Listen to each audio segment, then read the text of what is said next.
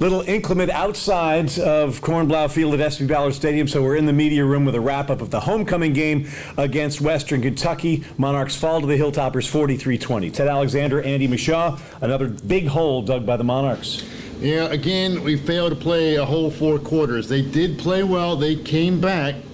But you can't put yourself into a hole and try to dig out of, especially against a Western Kentucky offense as good as they are. They averaged 40 points a game. They had a 14-0 lead after 1 quarter. Hayden Wolf gets to start at quarterback, opening up the passing game a bit. Yeah, they made the switch from the running quarterback to the passing quarterback. And, I mean, results aside, I think he gave them what they put him in there for. He sparked the passing game. He had 300-plus passing yards, which is twice over the average that they normally get.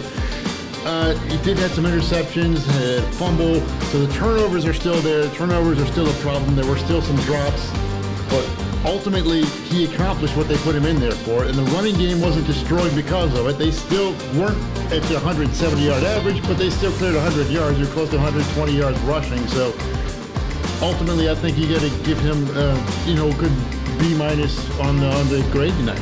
He's 26 for 41 for 327 yards. First time a Monarch's gone over 300 since he did it at Middle Tennessee a couple of years ago. Penalties a problem. Monarchs with 118 yards on 13 penalties. Yikes. Yeah, and we talk about hidden yardage, and that's return yardage, and that's penalties and stuff like that. I mean, Western Kentucky averages over 540 yards a game. You cannot give them 100 extra yards in penalties.